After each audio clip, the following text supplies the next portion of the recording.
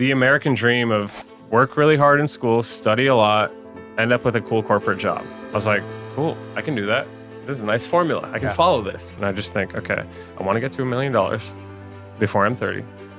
How many years at 20 grand a year of savings until I get to $1 million? Financially, this isn't panning out for me.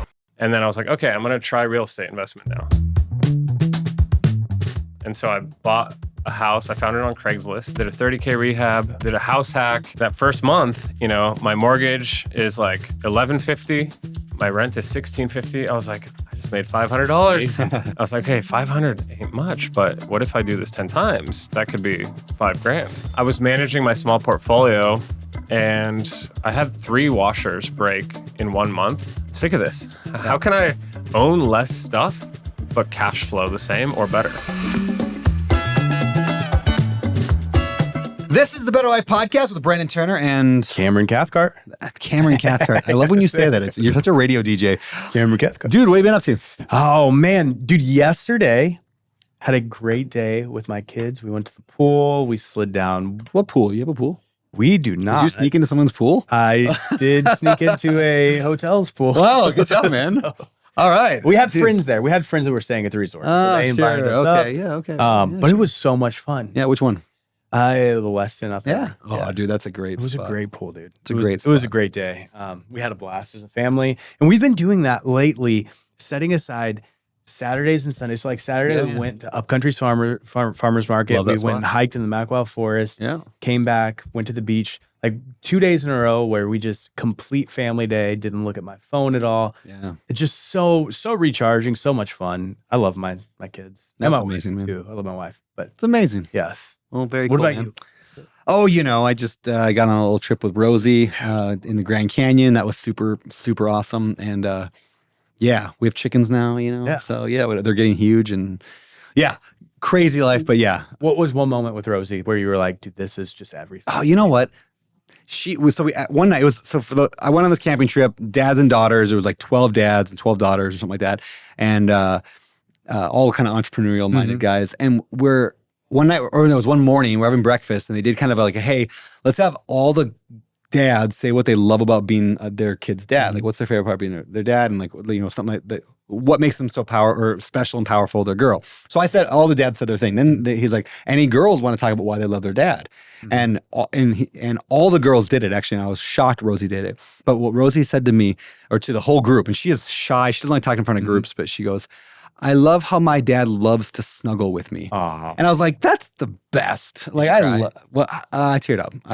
And I was like, I would too. yeah, she just like loves how her dad loves to snuggle with her. And I'm like, that's something I want her to think. Dude, that's amazing. Yeah, it was a good time. I love that so much. All right. Well, you know what else I love so much? This episode of the podcast was legit. A guy that I've known for a long time. His name is Jan. Jan it looks like Jan. You may say the Jan, but it's not Jan, it's Jan. Jan is a real estate investor out of the Seattle area. I've known him for years, but I learned so much about his story today. I had no idea. Stuff about overcoming pretty massive drug addiction, kind of a child abandonment from a father. Talked about how he bought 10 rental properties his first year, and he lays out a really repeatable system that you could definitely use to follow that. Everybody watching and listening, it's so good. Talk about how to buy mobile home parks. That was unreal. So if you only actually listen to the entire show. Listen to the whole thing, but if you were to only listen to one section, he gives you a 7-step process to buy a mobile home park. And I haven't done it. I don't know anything about that industry whatsoever. I'm on single family residential, and it was mind blowing. And he did it in such a great way. Yeah, like great framework. Yeah, easy to go out and like now my mind's already turned. I'm like, I'm gonna go find a mobile home park. Yeah, this thing was legit. So I'm excited for y'all to hear Jan talk about his journey through real estate, how he got into it, starting with really he didn't talk about this, but I know he started with less than no money. I mean, he was less than no money, and he somehow became a millionaire real estate investor through both residential and mobile home parks. So here's his story. Let's bring him in. Out.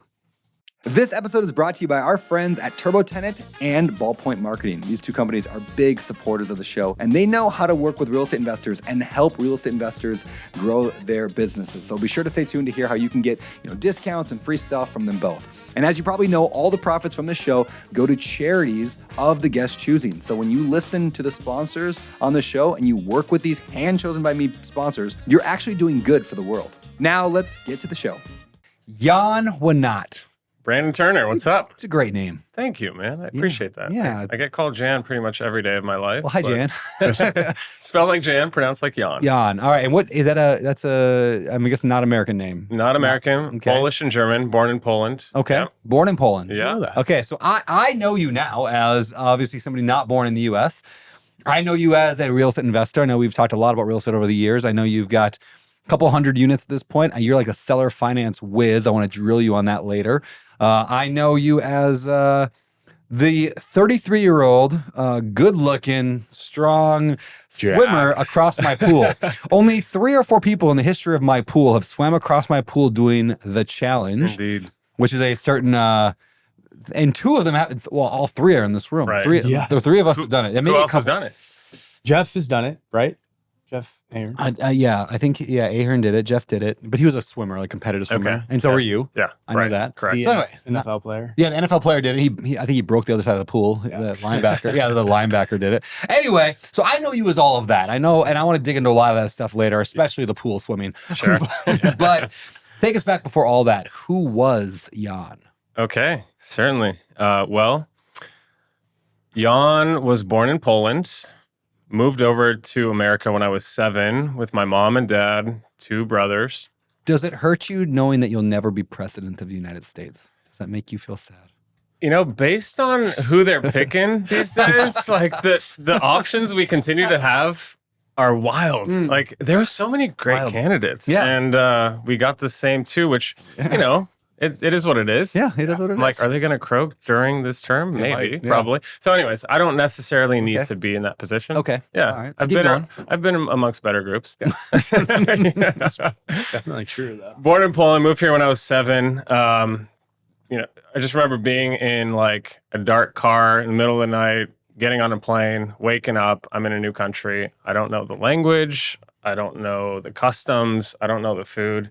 Actually, on my first day in school, they sat me down, and I've learned a few words, and they're like, "Put some golden fish on my desk," and they're like, "Here, eat this," and I'm like, "What is that?" I can't understand them, but they say cheese. It tastes like cheese, and I'm like, "Okay, I'll try it." So, I'm chewing it. Immediately spit it out. I'm like, that is not cheese. I had never eaten anything artificially flavored. So like in Poland, there was like 1 McDonald's in the whole country when I left, right? Really? Yeah, there wasn't a fast food joint in my whole town at all. Like, and we had a 100,000 person city, right? And so, yeah, when they told me that was cheese, I was confused. And that's kind of like defined the rest of my time in America. Like confusion, but let's figure this out. What brought your family over here? My dad was doing international trade. He was always a hustler. I got to respect him and love him for that. He was always hustling. He was always doing interesting deals. You guys remember when like Razor scooters were popular? Yeah. He bought like 500,000 kind of like Chinese knockoff ones and sent them to his brothers and cousins in Europe and like flipped those. Right? I love that. He like flipped 250,000 tons of horseradish once. He was just like random. He was flips, drop shipping before it was cool. That's it. Yeah. That's it, man. Yeah. So that's why we moved to America, because he was always kind of between LA and New York and Seattle doing various business deals and at auction houses. Yeah. And so we came over with the family. But shortly after we got here, my parents' relationship wasn't doing so hot. So they got divorced when I was like 10 years old. And then it was just my mom with her broken English and 3 boys in a brand new country, just trying to figure it out, And something changed. I know, like, something changed when my dad took off and I just didn't see him again. It was like something was missing, And my mom's an incredible woman. She is like the essence of feminine. She's caring, she's nurturing, she's inclusive, she's sharp. She's powerful, but I didn't have the masculine anymore. I didn't have masculine leadership. I didn't have a masculine guide. And like as a 10, 12, 13, 14, 15-year-old, I wasn't just not going to have masculine leaders. I still found those people, but because I was hurt and I thought it was maybe my fault that dad left, and I found the wrong people to find that masculine leadership from, right? The people that I saw had power and respect and were strong, and people wanted their attention were like drug dealers and criminals, unfortunately. And so that's who I started associating with. And that led me down a pretty dark path for honestly most of my life. Really? Yeah. Yeah. Crazy. So I want to go back to that here and kind of walk through where you went next, but did your dad ever come back into the picture at all, or has he been out the whole time? You know, he would send like $100 bill every 3 years for a birthday. Yeah. You know? And so I think he was struggle with addiction himself and alcoholism, just like his dad before him. Yeah. I'm sure you've heard hurt people. Yeah. That's all it was, right? And so like at the time, I didn't, I thought it was my fault or he left because of me. I don't think it that way now. And I think like I'm my own masculine role model, and I've found better masculine role models now. But like at the time, I was just like, oh, it's my fault. And so he did tried to make attempts here and there, but for the most part, he wasn't there until we were adults, until we were 18, 20. And so is he back in your life and now at this point, or? We talk on occasion now. It's tough to repair something when it's been missing for a decade. Does he acknowledge the failures that he had and apologize or anything, or does he just? In his own way, he has done that. Yeah. And so, and like I've forgiven him for, like, it's hard, obviously, but I think he has done that in his own way. He's tried to make an effort in the best way he knew how. Maybe it wasn't how I wanted to hear it, right? Yeah. But you gotta acknowledge and appreciate effort when you see it. Yeah, it's just so fascinating to me. As a father, and I know it's so common, like similar stories where the dad leaves the family, and sometimes in cases maybe more rare, the mom leaves the family. But it blows my mind being a parent of a young kid. I'm like, I don't know how I could do that, but clearly I could. Anybody could, right? Because that's why it's so prevalent, right? But it blows my mind that it's so common because like you have such an attachment to our kids. Same with you, Cam. Like there's no way I would expect you to do that and then be okay with it and then not just be eaten alive by guilt. Yeah. I think what you said was like hurt people when that wasn't modeled for him, and it happens obviously all of the time in the United States and across the world. Yeah. And then on top of that, I think a huge part of it is, and this is just me speaking, I have zero data on this, but like when you love your kids so much and you aren't living up to the man that you want to be for them, sometimes in your mind, the best option is just to disappear and not be a part of it. Yeah. And I think that's why you see that a lot, is because there's so many hurt fathers out there that have trauma and then they can't get their own life under control and they don't want to model that for their kids. So the best option for them is just to dip out. That's part of it, I think. And also with addiction, any form of addiction, it makes you isolate. Yeah. And the only people you can spend time with are other people in active addiction. Because that's the only people that will tolerate the behavior that addiction makes you have, right? And so I think that was a part of it too, you know? And I think his addiction kicked off things in me that led me down dark paths. Started with just like, oh, we'll smoke some weed with friends, and then it turned to cocaine and opiates and all the other hard drugs. And the interesting thing is, though, the first time I had some of these hard drugs, something shifted in me where I was like, whoa, now I feel secure. Now I feel confident. Now I feel like what I thought a normal kid should feel like. Because all of that stuff was missing. After my parents got divorced, it was kind of like, man, it's my fault. I just took it upon myself, right? And as soon as I could reliably step away from those feelings with substances, I learned a new way, a coping mechanism that obviously is unhealthy. And we know that today. And I know that very well now that I'm clean and sober. But at the time, it was a real solution. And it stuck with me for so many years because it was like a real solution away from that kind of the negativity that I was feeling. Right? Yeah.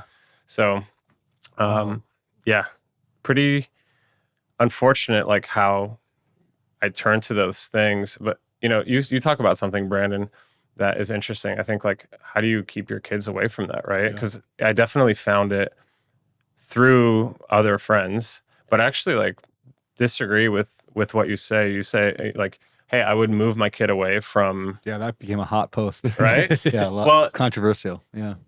And I think it's a great take, and like, you want to protect your kids, obviously. Yeah. But the thing is, and my mom could have done that too, right? She could have moved me away. But the thing is, I was hurt, and so I was just seeking out other hurt kids to spend time with. You're going to find it no matter what. No matter what. Yeah, to add more context to that post. So for those that aren't familiar, I made a post. I put it out a couple times now, and I've said it, is that if my kid got in the wrong crowd, I would move immediately. Right. I would sever that relationship. To add more context to why I said that is because I know, and this is going to sound maybe arrogant, I know that if my kid ends up in the wrong crowd and therefore going down the wrong path, it is not my fault. Right. What I mean, right? Like, like if I was not a good dad, I'm a good dad. Like, I know I'm a good dad. I spend a lot of time. I'm not the best, but I'm a good dad. I spend my time with my kids. I pour into them. They are going to be great kids. They're going to have a great future because I'm doing everything right. Just about everything right. Again, it sounds arrogant, but I just know that I'm a good dad. So if they got the wrong friend, that's the only thing that's going to tear them up from that path. Sure. That's why I would move. Sure. Because they happen to get into the wrong crowd from just pure bad luck. Yeah. It's not, but most of the time, wherever you go, there you are. It's like that quote. Yeah. If it was my kid's problem, or I'm not a good dad, and therefore my kid is not a good kid, therefore if I move, it's not going to change anything. Sure. Yeah. Sure. But I'm just so confident that I'm doing things right, and I'm raising them in like in my world, like a biblically based, like good, moral, ethical, low trauma environment. Yeah. That moving would solve the problem if they got into a bad friendship out of pure bad luck. So anyway, that's the more context, but that doesn't look well on an Instagram video. That's good. People love controversy. People love controversy. I'm going to keep saying that because that'll do well. I think people. The reality is, like, your kids would never, in 99.9% of cases, not attract that person even into their life in the first place, right? And I was like attracting that in bounds. That's why if it happened, it would be the rare case that it was some bad luck. Like the next door neighbor happened to be a dirtbag kid. Right. And like my kid just happened to be on the bus with them or whatever. Sure. That's fair. Totally fair. Anyway, but so walk us through the journey of the next, like the dark, like what happened? Obviously a lot of hard drugs. Like how long did that last? Yeah. Did you get through high school, college? Like what came next? Yeah. I mean, I made it through high school and college, and I'm a high functioning addict. Okay. So like most people didn't know, like maybe you guys didn't know that like 5 years ago, I was using hard drugs. I mean, and so it's that's when I first met you. It was what, maybe 5, 6, 7 years ago. Yeah. So, most people didn't know, and I made it through things because I worked hard when I needed to, and I could focus when I needed to. But it definitely just pulled me away from presence, from like being my best self, from my higher purpose regularly. It would pull me away powerfully for years, right? Whether it was I found a new stimulant or I found a new opiate, and then I would just get sucked in for years. And it was a nightmare, And so like at my lowest point, I was sleeping every other day. Oh, wow. I wasn't sleeping every night. I was just wasting away. Right now you see me, I look healthy. I'm 225, 230 pounds. I'm 6'5". Yeah. I got down to 168 pounds. So you could see every rib in my back. It was just like, honestly disgusting. Like when I think back to myself, I was just a shell of who I am, the person I am and the person I can become. It's just like scary to even consider it. But it got really dark. I lost a relationship that I had of 7 years, person I thought I was going to, spend my life with. And that's when that was enough to make me reconsider. Yeah. One of my favorite spiritual teachers is Eckhart Tolle. Yeah. And he says pain is a great signpost in life. It's something I can redirect to. Yeah. When you feel enough pain, it might be saying, try something else, try a different direction. And so I use that pain to not get sucked further into the addiction, into the issues, but to redirect. So, number one, first and foremost, admit powerlessness. Like I found God, I found that the universe has a higher calling for me. And that obviously I can't do this on my own. Yeah. I tried multiple times on my own. It didn't work. Yeah. So first and foremost is like, admit that I need help, and it needs to be beyond and outside of myself. Yeah. That's the first step. And I think the next part was like, okay, now that I'm going to step beyond myself and beyond just pleasure and coping, how do I actually find something to put this drive into? I had a lot of drive always, but I was just putting it in the wrong things. And so now it was like, okay, let's find, and this honestly, like by the time I was getting clean is when I found mobile home parks for the first time. Yeah. And I was like, I like this. I grew up very poor. I grew up with some shitty landlords, you know? Yeah. I grew up with people that like let our house flooded, not our fault. And they were just like, just deal with it, you know? They were like, here's a fan. Good luck. We just lived in that trash. And so I was like, I promise to never put someone in that situation.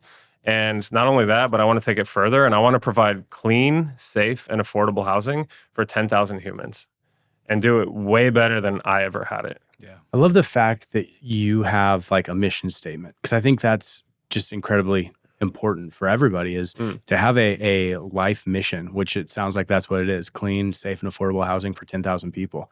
I love that. Yeah, it's a simple, straightforward goal. Like the whole team knows what we're about, and everyone's excited about it, and it means a lot to me because it's full circle for me. Yeah. Well, I was gonna say I want to dig into all that, but before we do, let's get to today's show sponsor. Okay. So on this show, 100% of all ad revenue go directly toward a charity of the guest's choosing. So where are we throwing the money from this episode? Okay, so this kind of ties into what I've talked about a little bit. This is a charity called Journeyman that I've volunteered with. I know the founders are amazing guys, and they're in Washington based. And these men provide nature-based rite of passage experiences for boys and teens to help transition them from childhood into adulthood. We've kind of lost this rite of passage experience, right? If you think back to like, you've probably seen it in movies, right? Yeah. African warriors, they're like, here, kid, go out and find that hog on your own, right? Here's a spear, go figure it out. Yeah. And we just don't have that anymore. And so these guys take boys and teens into nature, make them think, make them work, make them be alone for 24 hours and fast for 24 hours and figure shit out. Yeah. That's the reality of it, right? And it's something that we need, I think, to provide that, again, masculine leadership, healthy masculine models to people that don't necessarily have it. This is something that I would have needed and wanted. And so this is why I really care about what they're doing, their mission, and I want to contribute to them. I love that. Cool, man. Well, that's what we'll do. I'm a huge believer in that stuff as well. So, all right. So I look down at my phone and I see this text. You need to call me. Your house is on fire. And I sat there and I'm looking at the screen and I'm wondering, is this some kind of a joke? The guy who sent it was a tenant I had been trying to evict for months, and he hadn't paid him forever. He had trashed the house. I mean, it was disgusting. And the guy himself was, pretty darn unstable. Now, of course, I call him after that text and it goes to voicemail. Great. Now, a few minutes later, I get a call from the fire department. Yep, my first ever rental house was burning down. So how did I get myself in that situation? Well, I didn't screen that tenant. I put in someone I thought would be good, and he was until he wasn't. Now, this was over a decade ago, and since then, I've learned how to properly vet a tenant, and that's through TurboTenant, which makes screening for both background and credit really, really easy. But it gets even better. TurboTenant also helps you market your rentals to like dozens of the largest sites, including apartments.com and Redfin. You can create custom leases that cover all your rental laws, and you can even use TurboTenant for your automatic rent payments. All of this for less than the cost of your Netflix subscription. Yeah, I know, crazy. Save time, save money, and save your sanity by using TurboTenant. And because you're so darn cute, you can use the code Brandon10 to save 10%. So check it out at turbotenant.com/betterlife. Hey, so many of you have heard me tell that story about how I bought my daughter Rosie a fourplex, like a rental property, the week she was born, and how we put it on an 18-year, mortgage payoff plan so it'll be paid off when she graduates from high school. So essentially, my tenants are paying for Rosie's entire college. Now that's pretty awesome, right? Not to mention, it's also making almost like $1,000 a month in cash flow. That's double awesome. But I don't think I've ever shared really exactly how I found that deal. So here it goes. I found it through direct mail marketing. And here's how. I simply built a high quality lead list of a lot of names and addresses of potential sellers, and I sent out a whole bunch of mail to every person on that list. And then I talked on the phone to a ton of people, and then I finally got one person that was interested enough to sell me the property, and I got a deal at a great price. So building that giant lead engine like that, I mean, it works, but it takes a ton of time, knowledge, and effort, which can really slow down an investor's growth, which is why I reached out to my friend Ryan with Ballpoint Marketing. I asked him to sponsor this show because they're the best at doing everything that I just talked about. Like, they're literally going to help you build your entire lead engine. You're gonna get a one-on-one call where they're gonna help you figure out what you want and then build your lead list for you. Their robots are going to handwrite the postcards with a real pen, which is super cool. They're gonna send them out, and they'll even answer the phone calls for you. Plus, they'll help you track it all inside of a CRM that they create for you. I know, it's crazy awesome. And it's going to help you land way more deals consistently. And because you're awesome and because you listen to this show, you're going to get a discount when you tell them that I sent you, or just use code Brandon when checking out with them. I love Ballpoint Marketing and officially recommend them to all my friends and masterminds. So if you're ready to kick your deal flow up a notch, getting more quality leads without pulling your hair out, just go to ballpointmarketing.com/betterlife, or just shoot me a DM on Instagram with the word ballpoint, like one word, ballpoint, and I'll hook you up with them directly. Awesome. Back to you. All right, man. So yeah, let's keep it. You had a question. I interrupted you. Do you remember what you were going to ask? I think that I was going to ask, so you talked about just coming out of that relationship and then kind of changing. Like, what were some things around that like, how did you get out of it so quick? Did you surround yourself by mentors? Did you go to rehab or anything? Or what did that process look like for you? For sure. No, great question.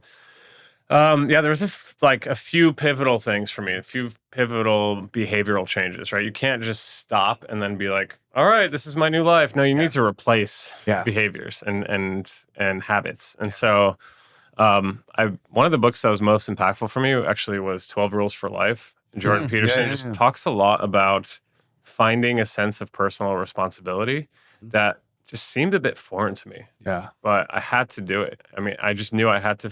So I literally I just asked God, I asked the universe to give me more responsibility.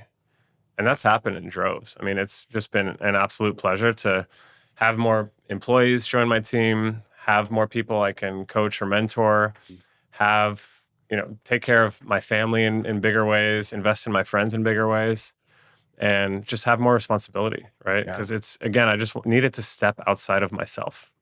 Within myself was a problem that I learned. Yeah. And so that was the first thing, was reading that book was hugely impactful. I went to Smart Recovery meetings on a regular basis. I continue to go to either NA or Smart Recovery meetings now, on a regular basis. That's huge. And I committed to therapy and life coaching. I was like, I need all the help I can get. Give it all. Yeah. And so that was big too. That was big too. Other than that, just fully committing to like health goals, taking care of my mind, taking care of my body, and making sure that, I'm doing away with vices and bringing on healthy That's things incredible all the time. Yeah. So why mobile home parks? What intrigued you about them? Well, should I talk about residential first and kind of how that transition went? Yeah, please. Okay. Love to. So let me jump into like how I got started with real estate investment. First, it was kind of like the American dream of work really hard in school, study a lot, end up with a cool corporate job. I was like, cool, I can do that. This is a nice formula. I can follow this. And I did that. I did all the extracurriculars. I went and volunteered, and I met some great people. I got to volunteer alongside a bunch of people from Boeing and Microsoft and Amazon. And when I got back to the States, this was a Poland program, Washington Business Week and Poland Business Week. I had some job offers. So I took one with Boeing, and I had a really cool job. It was very competitive, leadership development program. Very grateful for my time there. And after a couple of years, though, I just started thinking about like the work and doing the math. And, I was making like 60 grand a year. Young college kid, was pretty great. Yeah. Moved back in with my mom. I'm saving $20,000 a year. And I just think, okay, I want to get to $1 million before I'm 30. how many years at 20 grand a year of savings until I get to $1 million? Yeah. $1 million, that's 50 years. I'm not doing this. And if any of it was in Boeing stock, you would be in trouble right now. So for the week that they've had. Right. Last few years that they've had. So that was one of the things that was kind of threw me off on corporate. You know, it's like, okay, financially, this isn't panning out for me. Yeah. Another thing is like, I really appreciate the corporate life because they've locked down processes so well that if you can take that as an entrepreneur and start making SOPs in your business, you're going to have a great time. Yeah. And so I learned that from Boeing, which is awesome. Yeah. But the problem that comes with that is that they're just so big and bloated, and any of these big organizations that like it was definitely Boeing and other kind of old school companies are not like meritocracies. People just coast a lot, and I didn't like that. I like getting paid more if I perform better. And I saw one of my colleagues that was crushing it get the same raise as me, and I was like, I should have been fired. I'm not trying hard enough here, guys. Why is he getting a 3% raise like me? He should get 30%, and I should get nothing. I should get fired. And so I actually got lucky that I had a really angry boss. This woman just like held so much tension in her body that her face was always red. She just loved yelling at me. That was her pastime. And I took that pain again and said, maybe this is a signpost to try something else, right? And so I tried and failed at a couple other businesses, but I would give things an honest effort, like a year. And then I was like, okay, I'm going to try real estate investment now. And so I bought a house. I found it on Craigslist. And I was like, I'm going to renovate this. Did a 30K rehab and did a house hack. And that first month, you know, my mortgage is like $1,150. My rent is $1,650. I was like, I just made $500. Light bulbs just started going off, right? And so I was like, okay, 500 ain't much, but what if I do this 10 times? That could be $5,000. Of course, I wasn't thinking about CapEx and maintenance reserves and vacancy, but I was like, $500. None of us do in the beginning. This is right. 500. That's 500 cash flow, baby. And so I immediately quit my job and jumped into residential real estate investment full time, and I bought 10 rental units my first year. Wow. That's amazing. And the way I did that was the only way I knew how, which was replicating my first deal that went well, which was a house hack. So I was like, okay, I just got to get more of these. I had saved up $23,000 from Boeing, and so I didn't have much. And I spent, I spent $9,000 of it. Well, half my brother, half me. So I spent $4,500 on that first house as a down payment, owner occupied. And I was like, all right, I don't have much money. How do we buy the next one with another owner occupied loan? So I was like, well, I found if I could just find another deal, then, and I did. I found a fourplex, and I was like, okay, we can only afford to do this if one of our family lives in here. So I was like, hey, Ludik, my brother, I found a great deal. I'm going to rehab it. You're going to live here. He's like, what? I was like, just sign on the dotted line. Just do this. Just sign. Okay. And so that's how we did it. That's how we bought the next 4. Yeah. And then I was like, okay. Can I, before you move on, I want to stress this point that people don't understand about, I'm assuming it was FHA loan probably. FHA loan, and he moved in. Yeah. And Most people don't understand that you can basically not have a co-signer, but you can have 2 people on an FHA loan and only one has to live in the property. Sure. Right? Like most people don't get that. They're like, well, I already did my one FHA. I can't, or I already did this house hacking thing. I can't do it again. You can do it with just different partners, exactly what you did. Right. So I think it's just such an important point that you could build a pretty sizable portfolio that way. Or if you are somebody who wants house hacking, you're like, well, I don't have the income, or I don't have the down payment, I don't have the credit, whatever your problem is. There is somebody out there who has the income, credit, whatever. You buy it together. Who cares if you have to give up half your profit? You're in the game. Exactly. Yeah. All right, keep going. Exactly. Yeah. So we got those first 5, and then I was like, okay, if I can just find another good deal, the rest figures itself out, right? And so then I found a duplex, and I was like, hey, babe, I found a cool deal.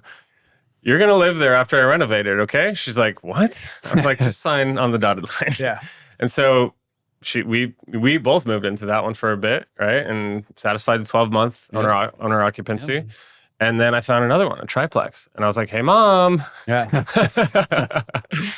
Mom, I found a good deal. You're going to live here, okay? And so that's how I bought like my first 10 units is just owner occupied loans. And it's all legal. It's all above board. You just have to have someone live there and owner occupy it, and they have to qualify for the loan. But I realized the most important skill is just finding a deal, and the rest works itself out, right? And especially once you've done one, it's really easy to point back at that and show people, look, this has worked before, and I know I can replicate it. Here's my numbers. This is my numbers on this one. Let's go. Yeah. What year was this? Remember? This was I bought my first house in end of 2016. Okay. Yeah, The Seattle area. All these. yeah, Seattle, Tacoma area. Yep. And residential real estate investment was awesome. And I had like 20 units after a couple of years, and I did some flips and I did some wholesales, and I've done new construction. And then I was managing my small portfolio, and I had 3 washers break in 1 month. And I was like running around trying to order new washers and get them installed and make sure everything was good. And I was just like, I'm sick of this. How can I own less stuff, but cash flow the same or better? Yeah. And so I looked into what they call the uncorrelated assets, right? So mobile home parks, RV parks, self-storage. So they're not correlated generally with the values of single family homes in America. And so I was like, okay. I also thought a recession was going to happen at some point in 2020, 2021, 2022, because, it's been like a 10, 12-year bull run in America. And so I both wanted to stop owning so many things, but continue cash flowing. And I wanted to hedge against recession. So that's why I picked mobile home parks. And that was a great choice because they are awesome. It's so nice. I think one of my favorite things is just having the economies of scale and being able to hire a full-time manager, one person that has accountability for managing this asset, at least on site, which I couldn't afford to do with a duplex, right? I can't have a full-time staff person for a duplex, but I can for a 40, 80, 120 unit. And so that's kind of how and why I got into mobile home parks. Very cool. What was your first one? First one was a little 26 unit in Washington, seller finance. Most of my parks are seller finance. We've pretty stoked. We've locked up 2 new seller finance mobile home parks this week. That's amazing. Can you explain real quick for those who don't know what seller financing is? If you're brand new to this industry, what does that even mean? 100%. Seller financing is awesome. And normally when you buy a house or a property, you go to a bank to get a loan. And you say, look, bank, here's my 10%. You give me the other 90%. The seller gets what's owed to them. The bank gives us a loan, and we pay the bank a monthly payment. Now, just replace that bank with an owner of property, a seller. And the seller becomes the bank, and we make a monthly mortgage payment to them. We pay them interest, and we are much happier to do that because we prefer paying people and not institutions if we can help it, especially rewarding someone for all their hard work. And obviously, banks are a lot less flexible than a guy that owns a mobile home park or a couple that owns a mobile home park or a lady that does. So we certainly love the flexibility. We can get far better terms. Our average interest rate from a seller, even over the last 4 years that we've been buying mobile home parks, is 3.6, 3.7%. Even though rates right now are at 7, 8%. And so a lot more flexibility, a lot more fun too. And it's all just building trust and building a relationship, right? People want to do business with people they know, like, and trust. So we just go and meet these people and show them that we're the real deal and we can get the deal done. And we've never missed a payment to anyone. We're happy to put them in touch with other people that have given us debt. And it's just been a total dream. Yeah, we love it. How can seller financing be a win-win for both you and the seller? Why would they do that? Seller financing can be great for the seller because they can continue to earn cash flow from an asset that they know very well. So the collateral they're extremely familiar with because they've owned it for so long. So they can be confident that they can also defer taxes, which is big, right? So if you own $1 million park, Brandon, and you want to sell it, and let's just say you sell it, you don't owe anything against it. You're going to get, let's say, $1 million at closing, and you're going to immediately lose 20% to capital gains tax. Plus recaptured depreciation. Which could be another 10 or 20, I don't know. Painful, right? It's just a lot of money to pay to the IRS. But if I say, hey, Brandon, I'd love to buy that park seller finance. I give you $100,000 down because you really want to defer those taxes. Now you're only going to pay 20% capital gains tax on that 100, which is great. Now you've paid 20 grand instead of 200 grand, literally 10x difference. And most people don't need $1 million cash, especially people that are about to retire. Yeah. Because now they got to think, oh, I got to put it into something. Right. What if the stock market drops? Oh, if I put it in the bank, like it's just losing interest and I'm going to run out, and like, they have all these problems. So when you can solve that, that's it. Awesome, man. Not only that, but we can pay. We're willing to pay a significantly higher price. Because of the lower interest rate, right? And so they're going to get a higher price. They're going to defer taxes. They're going to get a monthly payment. And there's just quite a few benefits to the seller. My first mobile home park and my first apartment complex were both seller finance deals. Yeah, and it helped both those people. Like the apartment complex was a 24 unit when I was 24 years old. Yeah, and the owners had sold it already. Previously, they'd sold it to somebody else. That deal, that guy just was flaked out on them. They ended up taking it back in foreclosure because he went from 24 units down to like 9 that were rented. He never fixed up any unit when people left. So the thing's now not cash flowing. They take it back. They're in their like late 60s, early 70s, and they're like, we have a 24 unit now. We've been retired for 5 years. Now we got to go and do it again. They didn't want to do that. So that when we worked out the deal, young 24-year-old Brandon and Heather, we went in there and we fixed the thing up. So for them, immediately, now they're getting cash flow, several $1,000s a month. They even worked with us on like a 2-year step-up plan because they knew we had to like get it cash flow positive. And they just didn't want to deal with the hassle. They couldn't sell it at that 70% empty. And so then as soon as we took over, they got an RV and they just traveled the country for the next couple of years. That's like awesome. Great for them. And they just got increasing cash flow over the next few years as we fixed it up. It was a win for them, win for us. We got in, they got in. Yeah, mobile home park, same exact thing. We bought a 50-unit mobile home park in Bangor, Maine.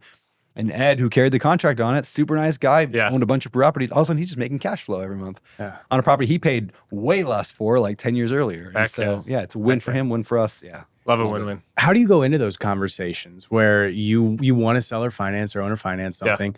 Because I try it all the time with single family, and it just does not turn out the way that I want it to. So how are you going into those conversations to set the stage for a owner finance offer? Sure. Yeah. I mean, look, pretty directly. Like once we have a relationship with the person, we just say, will you carry a contract? Are you interested in carrying a contract? And if they're not, then you can't force someone to do it. A lot of this is just law of large numbers. If you ask enough people, it works out eventually. Yeah. I would also argue that, I don't know, argue is the wrong word. I would also say that mobile home parks are more likely to do it 100%. Because all the mobile home park investors, we all know typically that's how we often buy them that way. Yeah. It's just part of the industry in that. Where single family houses, you're dealing with homeowners who don't get it. They don't understand. Yeah, we're dealing with investors. Like, I don't know what's going on. So you're trying to scam me. Exactly. You think it's some weird thing where every mobile home park owner is like, yeah, I've considered it. I might do it. Yeah. Like, let's talk about it. Like, yeah. We're talking to business owners. You're talking to homeowners. Yeah. Right? That's what I get all the time is like, you're trying to scam me here. Yeah. Like, I promise you, I just want to pay you instead of the bank. And it helps us both out. And they're like, not a chance. So. Yeah, exactly. Yeah. Now, we don't have any special tricks, to be honest. It's just, do they know, like, and trust us? Yeah. Have they seen some of our work? Ideally, can we say, hey, let's drive over to another park we own, right? Yeah. And that was kind of the case. We just tied up yesterday a little 20 unit, but it's next to 75 units we already own in Eastern Washington. So it's like, I'm like, hey, let's go look at our other parks. And he's like, oh, okay, cool. Dude, that just gave me a great idea. Because I own 65, something like that, mobile home parks. I should go and get a list of every mobile home park around my mobile home parks, even if they're smaller. We don't deal with anything under 100 units. Yeah. But if I already own a 150 unit in whatever, Cleveland, why not go buy the 40 unit that's down the road 2 miles? Because it's the same staff can handle both of them. 100%. And I just hit every mobile home park in the area and be like, look what we did over that one. We did a really good job, right? Yes. Like, go look at it. You know the park. Like, they all know what each other.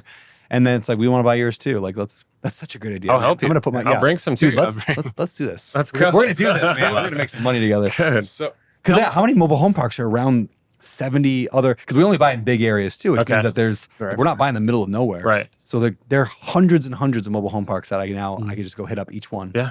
And just that's my park over there. You wanna can we talk? Send me a list of your parks and we'll will. market to the smaller ones around you, like 40 to 80 unit ones, and see if we can get something for you. Dude, that's a good idea. Yeah. We'll talk. Why That's not? great.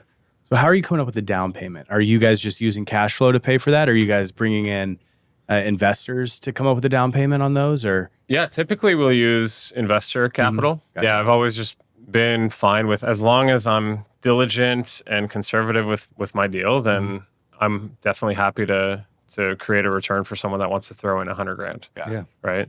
So of course, some, like now, that we've had some success. We can use some of our own cash to buy some of these parks. But every time we can leverage, because we so believe in the deal, we leverage. Gotcha. Yeah. Very cool. Yeah. Hey, there's a section on the show. We don't always do it, but I'd love to do it with you maybe if you're up for it, where it's like the how-to section. We need a clever name for this. But I'd love to just throw like a how-to. And I know you said you prepared a little bit something. So what are we going to be teaching today in the how-to section? Is that good? The how-to I think we can come up with something. The how-to part of the show. I don't know. Okay. It's a work in progress. All right. Work in progress. Good. Okay. Yeah. I'm going to teach you guys how to buy off-market seller finance mobile home parks in 7 simple steps. Oof. Are you ready? I'm ready, man. I'm taking Okay. notes. I'm going to take notes here. Number 1, declare. I think Declare. first and foremost, any action I've had success in, it's because I believed I could make it happen. I wrote down a SMART goal, specific, measurable, actionable, relevant, time-bound, and I wrote it somewhere and I looked at it. And I was like, okay, I'm going to buy a 100-unit mobile home park this year. That's my goal. That's number 1. Number 2, define. So define your criteria. So criteria equation that I use is what's your location? What's your asset type? What is the purchase price that you can go up to? How much can you do on value add or rehab? And what are your desired profit metrics? So that might look like, for Brandon, something like, I want a 100-unit mobile home park in an MSA that has over 300,000 people on city utilities, up to $10 million that I can add value of $1 million to, and it has a 20% annualized cash-on-cash return. Maybe it's something like that. Maybe that's that sounds decent, right? Yeah, having a very clear criteria, it's like so important, man. I love Critical. that. Critical. So that's number 2. First declare, then define. Okay. Now it's disseminate. Ooh, I like the D's, man. This is great. Alliteration, baby. I love it. Okay, disseminate. We're going all the way. Look at you. All right. Okay. What was the word? Disseminate? Disseminate. It's just get that message out to owners. There's many ways to do that. You can network with brokers. You can do off-market. So I'm teaching you off-market acquisition. So what I recommend is go get a list of at least 10,000 mobile home parks that you want to buy that hopefully meet most of those criteria. Now, there's only about 50,000 parks in the whole country, so that's very difficult to find a good list of 10,000. How do you come up with that list? Frank and Dave, I learned from them a lot, and they gave me a list of every park in the country, or most of them at least. And then another tip I'll give you is Department of Homeland Security has databases online that has many, many parks. You can just pull public data.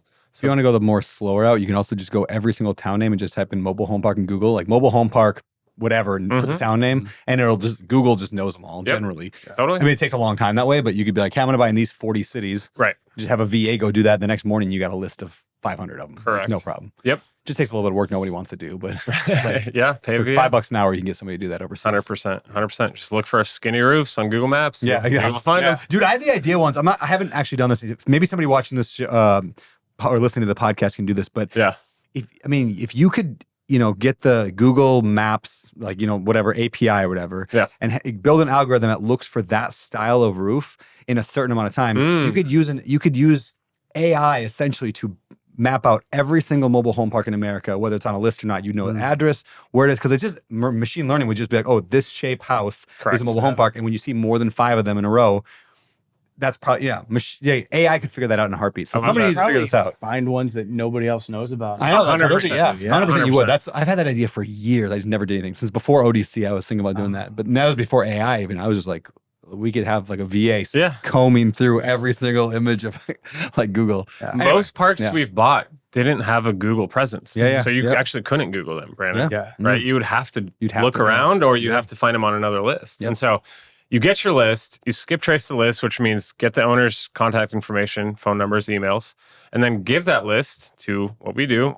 Most of our leads come from cold callers, and we have cold callers in Egypt. They get paid about $6 to $7 an hour, and they just cold call 5 hours a day, 5 days a week. And the accent doesn't cause a problem, do you think? People in Egypt actually have very little accent. Okay. Yeah, it's pretty impressive. Yeah, pretty impressive. And also, I'm just amazed. Like, I was talking to members of your team, Brandon, because we were really close on a 670 unit. And somehow these people, a lot of these park owners are old and bored. Yeah. And they'll talk to one of our VAs for 20, 30 minutes. I mean, I have all the calls recorded. Yeah. And so I'm like, how are they talking to this young person, asking them like, hey, how many pads are in your park? It's like, I can't believe these people. I don't give those people time. Yeah. But if you're old and fairly semi-retired and you're just like, sure, give me an offer. Yeah. Again, these are business owners. Yeah. These are not homeowners. So they're willing to give a little more. You'd be surprised. Yeah. And so that's how you disseminate the message. That's one way. Okay. There's many ways, right? Next is dive in. Once you actually have someone that's raised their hand and say, yeah, I'm open to hearing an offer, then you build a relationship, right? So a great way to build a relationship is find some common ground and get an in-person meeting, ideally. And you want to be building relationships with people that ideally, again, have more than one park. Yeah. So you can learn from them, right? Yes, of course, we've bought parks from people that just own one. Yep. But what can we learn from them? How to buy one park? We want to buy more than one. So ideally, you're learning and building an actual relationship with people that own many parks in the area you want to own. So that's diving in. Mm-hmm. And then it is actually talking the deal and diligence. So let's say you have the relationships and then you just lock it up. Then perform your diligence, figure out, is this a park that we want to buy? You're checking the utilities, you're checking the rent rolls, you're checking the financials. You're just diving into the deal and determining if it's for you. What is the diligence process? Like somebody that's listening to this, or for myself who has zero experience. Yeah. What are some things that you would say you have to make sure that this checks out? Sure. Some obvious and easy ones are we do a phase 1 environmental survey on every park we buy because we don't want to find out after closing that there was an oil spill or a gas station leak 30 years ago and we're potentially going to be poisoning residents. Yeah. Right. So safety is paramount. So that's one of the obvious, easy ones. You can check FEMA flood maps, make sure it's not in a flood zone or floodway. And you have to check very closely all of the utilities. I think one of the biggest systemic risks in mobile home parks are utilities. Like how old are the sewer lines? What material are they? What size are they? When are they going to fail? Because that could cost hundreds of thousands of dollars. Yeah. Right. Is it city sewer? Is it septic? Right. Those. Yeah. If it's old 50-year-old septics and there's 40 of them on the property, you're like, well, there's a multi-million-dollar problem just sitting there waiting for It's me going to to have get to expensive. fix. Yeah. How much money are you guys spending in the diligence period when you're just when you're going through the phase 1 and Sure. all that stuff? How much money? Depends on the deal. I've spent as little as $1,000 because that didn't need a phase 1, for example, or I've spent as much as $20,000 on one deal. We have a company, I can't remember their name, otherwise I'd give them a shout out, but we hire them for now every single mobile home park we buy. And that's literally their job is due diligence. That's all they do for due diligence for mobile home parks. Yeah. And they're like, we should do it all on ourselves. And we hired them one time to help. And it was 10 times, maybe 100 times more exhaustive than what we did. Yeah. And we're like, okay, this is not our, like, this is way better. And like, they just dig into every little thing and give you this giant report. And I'm like, yeah, from now on. So we just hire them every time. It's like $20,000 every time, but It's not. I mean, it's the best money we spend. Yeah.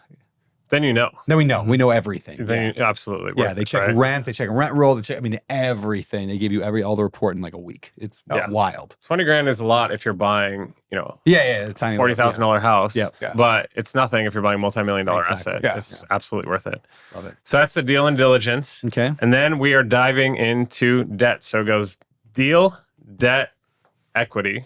But with my example, the last one is actually dollars because I'm used to use. I love it. Yeah. So you've Okay, got debt. the deal, and now you're going to talk debt. Ideally, you actually know if the park is something you want to buy before you actually tie it up under contract. So you've kind of done your due diligence, and then you can start talking debt. And if, like we were talking earlier, I mean, there's not any super special tricks to get seller financing. They have to know, like, and trust you, and they have to be open to it. Yeah. And if they're not, then we'll try to just cash them out and get a bank loan. And then we'll find out during the diligence period, well, maybe this isn't bank financeable, but it's still a deal, right? Yeah. But they don't like that it's 50% unoccupied and we're willing to do all that lease up work and all that infill work.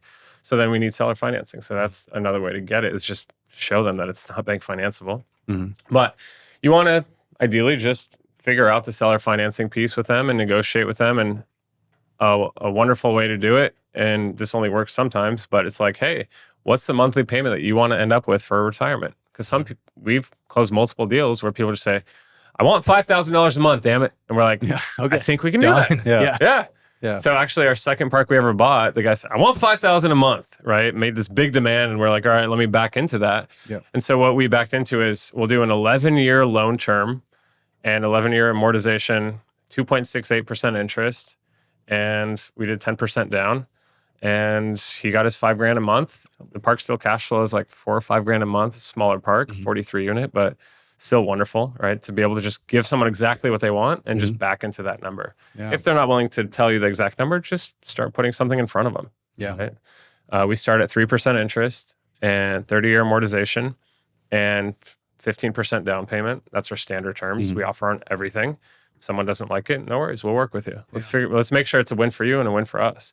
Right. And the thing is, they're giving you a loan. So your success is their success. So they don't, if you've done the steps properly and you have a relationship, you dove into the relationship, they don't want you to fail. They want you to cash flow. Yeah. They don't want the park back. Yep. So your incentives are aligned there actually, which is great. So that's the debt. And the last part. By the way, anybody listening, Better Life Ref can do mobile home park loans if they don't do seller financing. Come talk to Ref. Yeah? Yeah. Okay, good. Yeah. Get to know in the last part. We broker it out basically, but I got a guy who's unbelievable. So Perfect. Good to know. yeah. Anyway, keep going. Last step 7, dollars or AKA equity. So that is simply now that you've found an awesome deal, you've negotiated excellent debt, you've done your diligence, you know it's a deal. Now you simply go and present people with an opportunity to invest in a day one cash flow asset. Or if it's not day one, maybe it's month 18 if you need serious value add. So that is the 7 steps to buying off market, seller finance, mobile home parks. Brilliant, man. That is going great. on YouTube, and a million people are going to be helped from that, man. That was Great. great. I love that. I love that. I'm ready to go buy mobile home park. Dude, they're so good. How many? They're hard, but they're good. How many? So yeah, I just got a ton of questions on that. First of all, how many parks are you buying that are cash flowing day one? I only own 7 parks right now. But 100% of them are day one cash flow. Day one cash flow. Okay. Yeah. Yeah, I think all of ours could day one cash flow too. Day one Generally, cash flow. yeah, it's like they don't have to cash flow a lot day one, but we aim for like 2% cash on cash return the first year because everything we buy is a lease. Like we're gonna buy them 60% full. Okay. And then we're gonna take them. Are you similar? Or do you like to buy them 100% full already? Oh, we've bought ours, I would say 90% full, mostly full. Okay. Or most of our value add is done in acquisitions. So you don't have to do a huge value add in operations. You don't have to do a huge value add in infill. But if you don't do this, so you absolutely have to do a huge value add in acquisition. That means buying it dramatically under market value, right? Yeah. So you have to add value somewhere. At acquisition, at operations, or in infill or rehab kind of thing, right? And because we buy almost entirely from brokers, all huge parks that are all being, multiple offers, everything is a, highest and best. Like we don't get screaming deals that are way below market, which you're going to get on the smaller deals, which we toy with that idea all the time. Do we just go back to the smaller deals where you can get the seller finance, you get the screaming deals? Maybe, but it's a volume versus. Well, only if they're next to your existing 100 units. Yeah. And when we do it together, that's right. Then I don't have to do the extra work, and it's a make a lot of money. Win-win. Except for camping doesn't win. I'm just hanging on the side. I'm cheering you guys on. You can invest your money, and then we all win. You're the private lender. Boat. Come on. Yeah. All right. How do you manage your portfolio right now? What's that look like? Each park gets a dedicated park manager, and we've had really great success with our managers. We've also had some failures. I had one lady, and the one park I bought that didn't meet my criteria, which was our criteria is minimum metropolitan statistical area needs to have at least 100,000 people. The same thing, exactly. The one park that I bought outside of that criteria, can't find a manager just to save my life. Yeah. The first lady quit within 2 weeks. The second lady lasted a month, but was very erratic. And as soon as I sent a printer to her house, she took that printer and ran. So this lady left. This is my chance. Good for her. She got us for $400, man. She sold that and probably had a great weekend. Yeah. And then I don't know. It is true. Like the number of people that was not a criteria early on for us. And we discovered that very quick. It's hard to find managers, hard to find tenants, hard to find everything is more difficult when you're in a small area. Never again. Yeah, never again. Never we only again. do big areas. Absolutely. Yeah. There has to be economic. Yeah. We live in such great areas where there is a lot of smart people and big companies that it's hard to think of another place that wouldn't have that. Yeah. But you go to some of these places and like you ask like, where do people work? And they're like, well, 2 of them at the gas station and the rest are on unemployment. And I'm like, dude, like what? Yeah. And so, you have to invest in an area with at least 100,000 people in MSA. Each park has its own manager. And then we have kind of a asset manager that manages the managers. Yeah. Pretty simple. So Where do you see your business headed from here on out? Like you're not 10,000 people. How are you going to get there? yeah, Whew, man, have been the solopreneur for years. And then I hired some generalists. And just now, like in the last 6 months, honestly, I'm starting to hire specialists. So I'm excited about that. We just brought on 2 amazing sales guys basically acquisitions guys to help with that process. I'm now hiring an full-time underwriter. Yeah. So we just need to grow the team and we need to start stepping into bigger assets like you've been buying. Maybe not though. I mean you not. could, but and I'm not saying this because I don't want the competition. It's fine. I really am questioning whether or not it's easier to do volume in this case. I mean, there's certain benefits to the 100, 150, 200 unit properties that we buy. Like they're nicer assets. They're all A quality, like, really nice stuff. Yeah. But it's just such competition at that level where I don't know anybody who's killing it. Like Cam is with houses in St. Louis, right? Like you have a machine that just does volume and you can build that deal flow machine.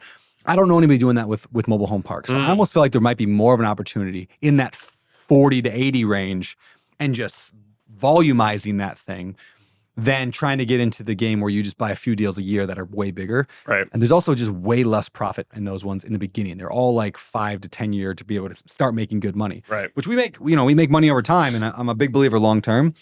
But anyway, I would just encourage you with the idea of like, how do you get the same number of units by just doing more volume of those mid-sized deals? I love that. Yeah. So, just live in that, like anything under 100. Yeah. Right. Yeah. Because then you're not, because I won't buy under 100. So you're not going to, and I'm not saying about me, but my type of company, like, we're only buying bigger than that. So you're going to avoid that level of sophistication.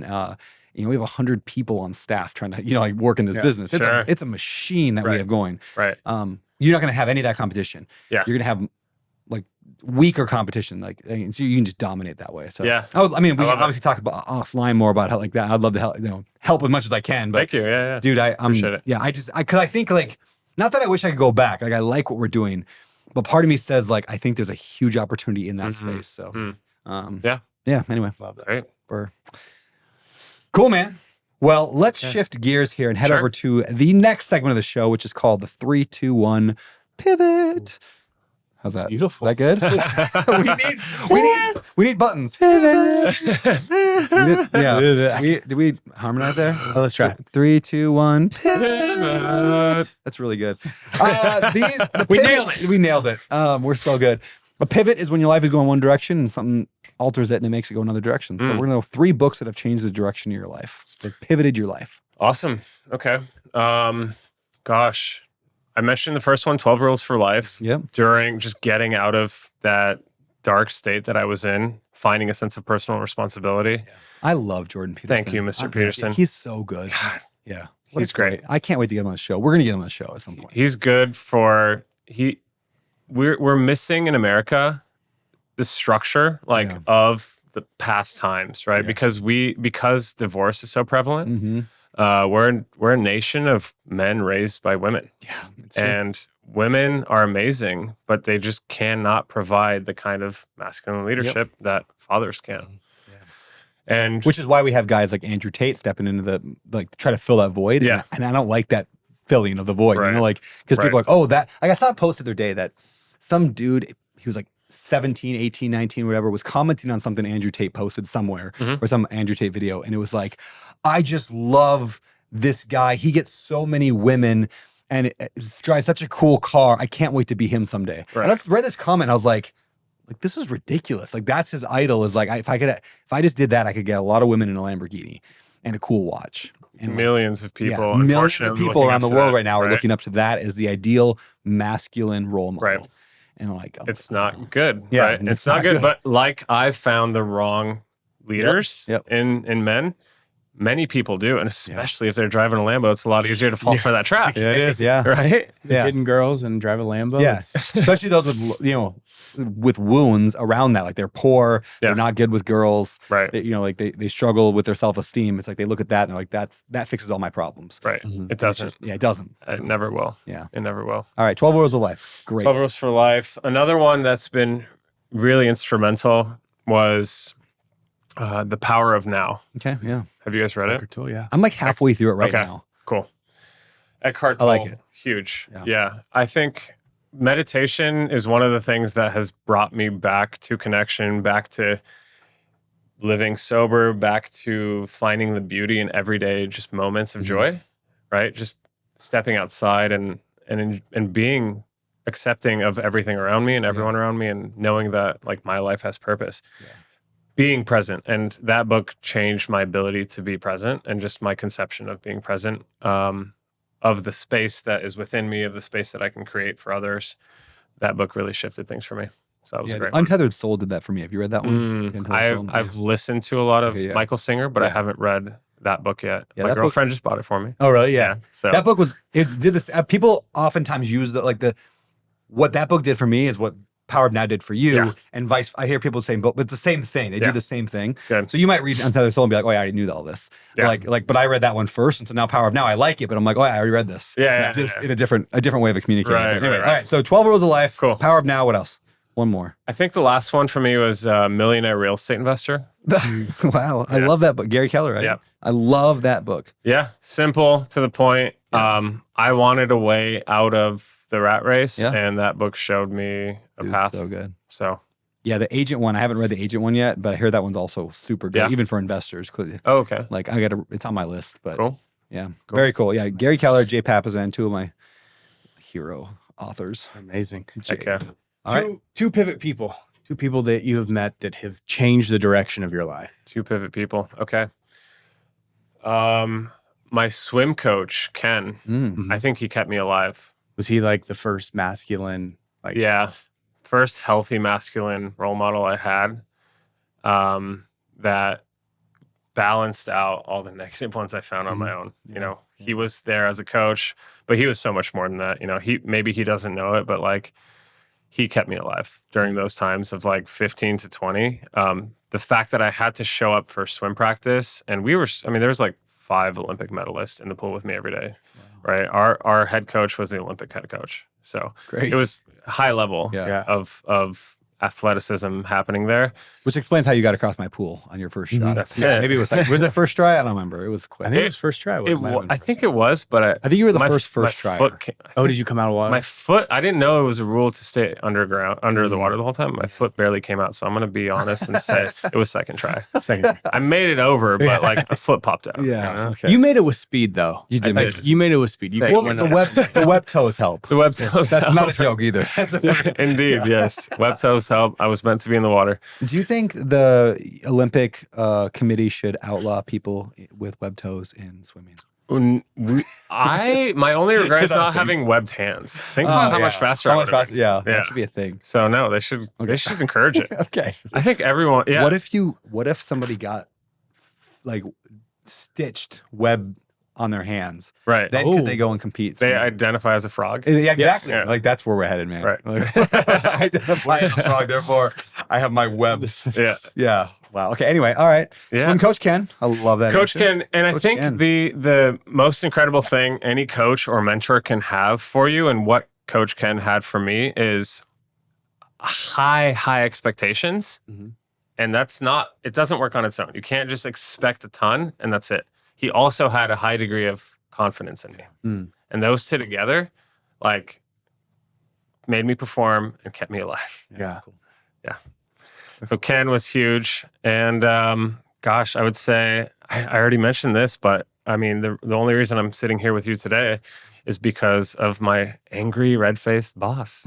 You know, she, you know, like, and she's great, and she was an amazing performer at Boeing. She just wasn't a great manager, and she got pulled out of the managerial role. But the fact that she was my manager at the right time, before they realized she wasn't great at it, and she just frickin' came down on me hard all the time, it is the reason I quit and I found my life's purpose, I think, which is what the work I'm doing. So, yeah. I think sometimes we forget that the pivot people in our life don't have to be the positive ones. You know, like they don't have to have been that coach. Like the coach can be the person, but also the person who you didn't want to become like, or that pointed you away from it because of that. I think that's a great point, man. Sure.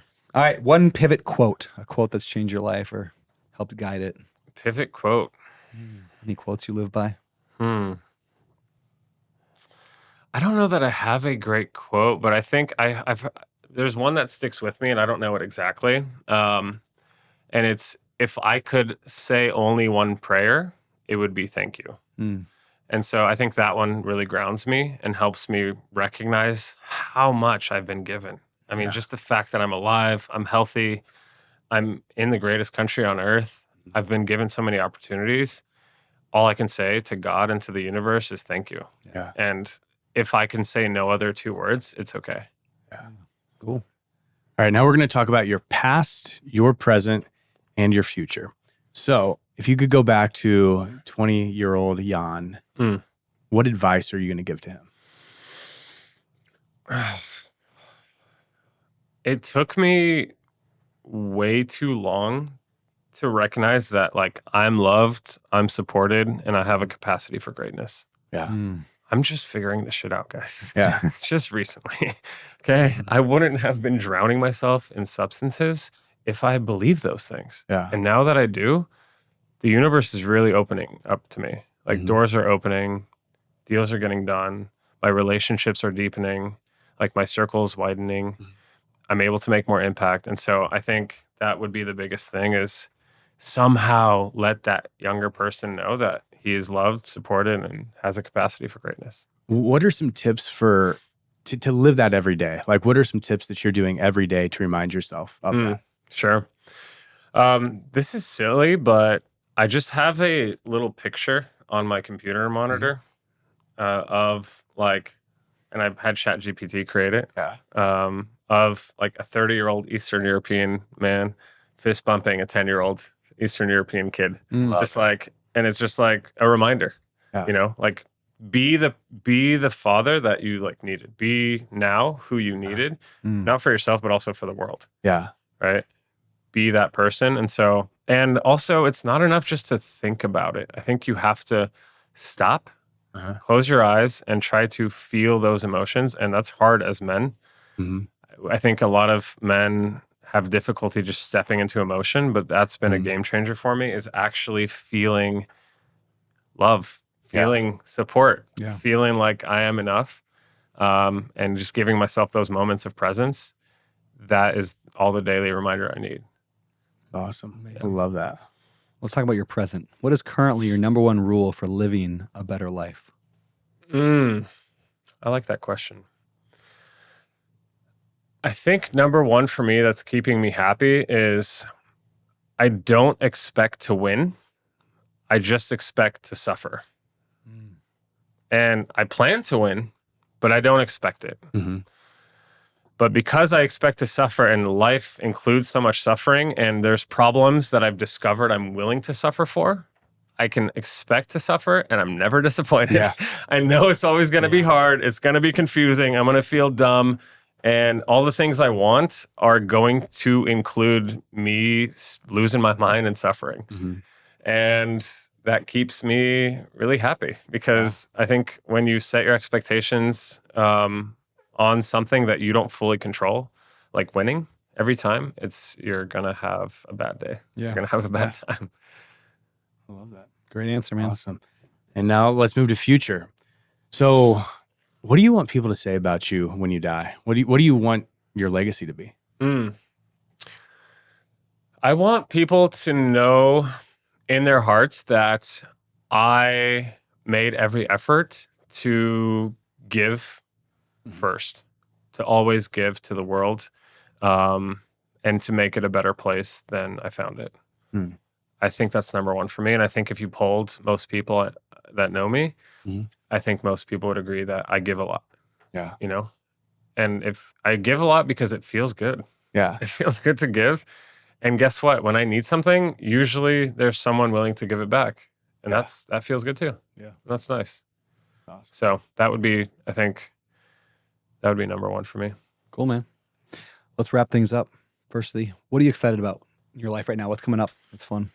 Oh man, I'm really excited about my relationships, my incredible girlfriend, you know, my life partner, and my family. Just being able to use this vehicle of real estate investment to make an impact for my family and invest in my friends, and to teach other people to do the same. Yeah. You know, it's so cool, like in America, that we have all the right criteria and kind of parts of the puzzle to create wealth with real estate investment. And I love being able to share that.